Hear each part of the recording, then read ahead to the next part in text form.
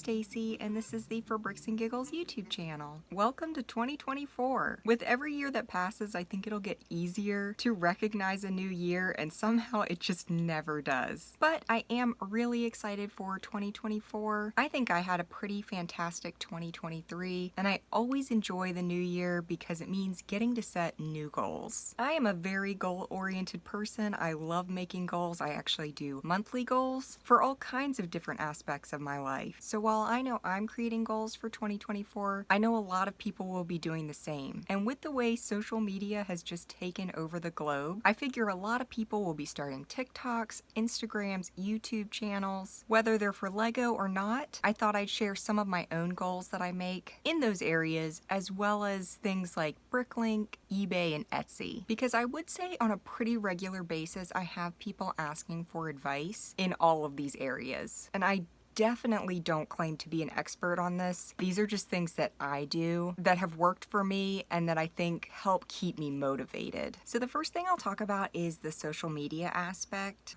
and I'll try and put a picture up on the screen of kind of how I keep track of these things. I just use the free Google Sheets application and create my own little charts so that I can track progress for different things. And I've been doing this for a couple of years now, and I really like being able to go back, kind of see how things have grown, where I'm kind of stagnant in some areas, and maybe things that I might be better at than I realized. So for these things that I tracked, I'll go ahead and share kind of where I started in 2023 and where I ended. So for YouTube, it was a really exciting year. I really felt like I kind of found the way I want to make content and what kind of content I enjoy making. And so I started the year with 4,042 subscribers, and I ended with 8,129. So just over doubled it. So welcome to everyone who is new. I'm really happy to have you all here. I have now been on YouTube for 3.5 years, so that was a pretty big jump for me. I prefer a slightly slower growth because I've found that the people that kind of take off very suddenly end up with a lot more trolls that way. And obviously I would love for my channel to be as big as possible, but cutting down on negativity is always a good thing. So to me, slow growth is the best kind. It's sustainable that way. I had also started the members only channel at the very end of 2022. So 2023 was the first year I had that for the full year, and I started out with 2 paid subscribers at the beginning of January, and I ended the year at 47. I love having that little additional exclusive group. It's a very positive atmosphere, which I absolutely love. And I do enjoy creating YouTube videos, so getting to make an extra 2 to 4 of those a month is a lot of fun for me, especially because I highlight very small sets that I typically wouldn't include on my main channel. But so far it's been a ton of fun getting to go through these smaller sets. YouTube is the only place I make any money. I'm no longer in TikTok's paid program because they only pay for original TikToks that are a minute or longer, and that's not the style of TikTok I do. And I don't do anything that requires payment on Instagram either. So while I still don't make a ton from it, it is nice to get that additional monthly income from YouTube's Google AdSense. So every like, share, and comment does help, and I am so appreciative to everyone who does that. In 2022, my YouTube channel got 100,000 views. In 2023, I got 1.1 million views on my YouTube channel. An astronomical jump, but that is mostly because I started posting shorts, and people really seem to enjoy those. I love making them, and I will definitely be continuing to post more of those in 2024. And if you're looking to grow your channel, I would highly recommend creating YouTube shorts, posting at least a couple of those a week. A lot of people will take clips from their YouTube videos that are the most interesting. If you're not looking to make additional content for those, you can just use your most interesting clips from your pre-existing YouTube videos and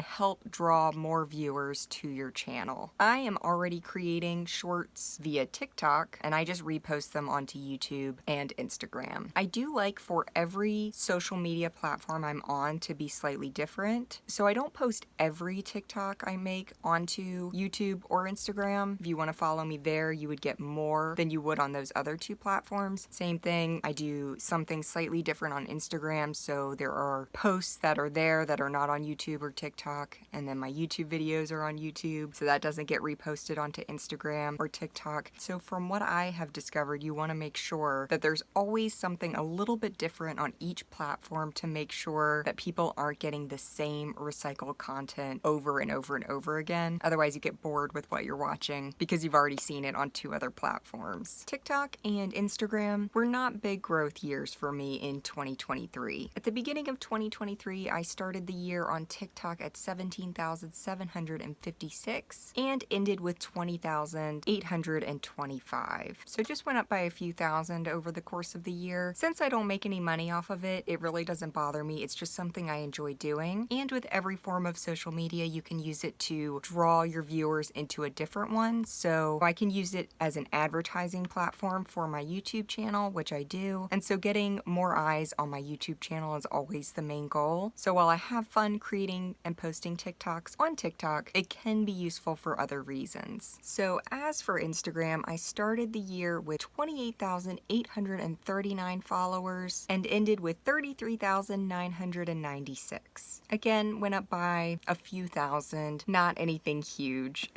but still very happy with it. Instagram I do use mostly for advertising. I will advertise new uploads to my BrickLink store, new uploads to my Etsy shop, and advertise when I'm going to have a new video on YouTube. And for any social media platform, you can always check your analytics to see how often people are clicking on links, how many views they're getting, that kind of thing. And so I can definitely tell a huge difference if I don't advertise for those things on Instagram versus when I do. So if you're going to start a YouTube channel, I highly recommend getting either an Instagram or a TikTok to advertise your YouTube channel. YouTube is generally speaking the hardest platform to pick up subscribers. Instagram and TikTok are a lot easier, and so if you are able to use those platforms to advertise your YouTube videos, generally speaking, I would say in the story of Instagram where you can actually add a link to click on, I think you'll see a big difference. So if I haven't already added it in, I'll add it in now,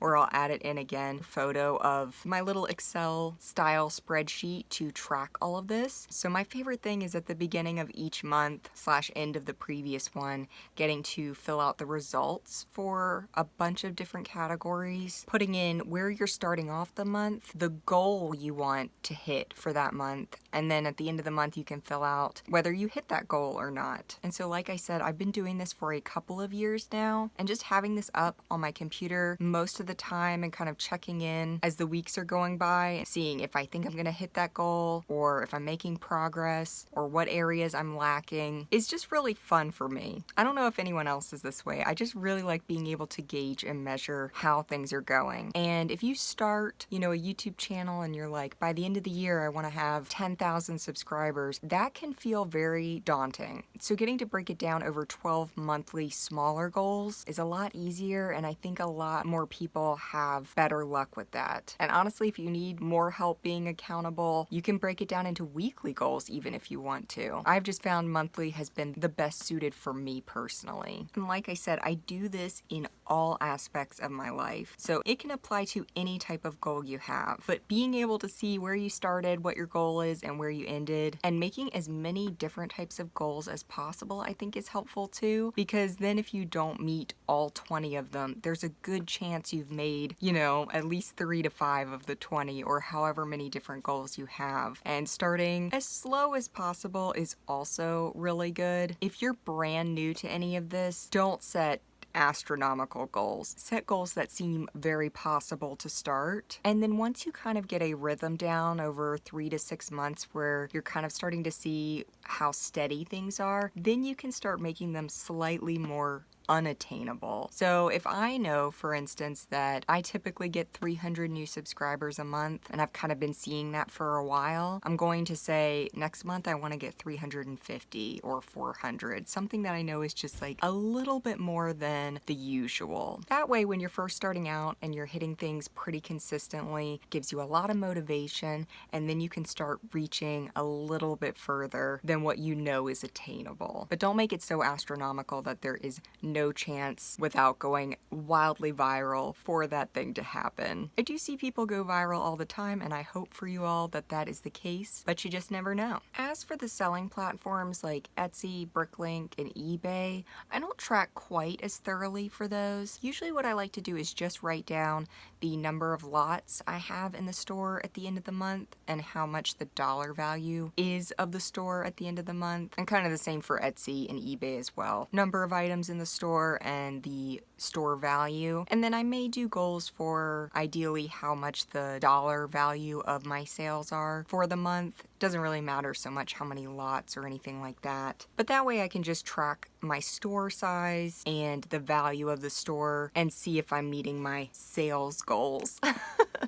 But I don't put as much emphasis on those. I really just do it so I have a general idea. I really enjoy more of the social media tracking than the sales tracking. I don't consider myself a salesperson at all. If you've been following me for a while, I did a very small amount of influencing at the end of 2022 to the beginning of 2023. Just an occasional sponsored post about a Lego set. I'm not a part of LAN, and it just felt very unnatural to me. So at this point in my life, I am at the point where I've just decided I don't want to do that at all. Maybe if my channel got to the point that it was large enough that I would have sponsored ads for a video, possibly, but I really just don't care for that. I feel like there is so much push for people to buy things right now. I'm just kind of tired of the idea of making money for other corporations, and I don't think that's going to be something I will be doing for a very extended time unless something drastic changes. And that is another little piece of advice I would give for anybody looking to start any kind of social media, is to only do the things that you like. People in your comments will always have suggestions. They'll be asking you to do different things, and you just have to ignore them. If you're open to trying new things, by all means go for it, take those suggestions. But at the end of the day, you really have to be creating content for yourself, because once you stop enjoying it because you're doing what everyone else has asked you to do, what they want from you, you're gonna get burned out. I've been doing this for 3.5 years. I have had very little burnout within that time because I only create content that I enjoy creating. People may not like the way it's edited, people may not like the sets I choose or the topic of the video, but if I do, that's all that matters. The people who enjoy your content will find it, and the people that want you to change your content, just mute them and move on. They'll never know, they'll think they're commenting. It's kind of fun to know you have that power and just get back to enjoying your channel. I know this video wasn't, exactly 100% Lego related. It can really apply to anyone who's looking to start social media or, selling stuff online. It doesn't just have to be a Lego related channel, but I feel like some of this is stuff I would have enjoyed knowing or hearing about when I initially started my channel. So I thought I would just share it with you all today. I will be getting back to my other vintage Lego related content very soon. It's just an exciting time to start a new year and set new goals and to dream as big as possible. If you do start a Lego related channel on any form of social media, feel free to drop the handle in the comments below. I am not guaranteeing I'm going to be following them, but I'd love to check out and see what you're doing. And I hope you all achieve all of your resolutions and goals for 2024. So thank you all for watching. I hope you enjoyed this video. If you did, like and subscribe. And if you're interested in extra videos and content, check out the membership program starting at only 99 cents a month. There are already over 35 episodes available. See you all next time.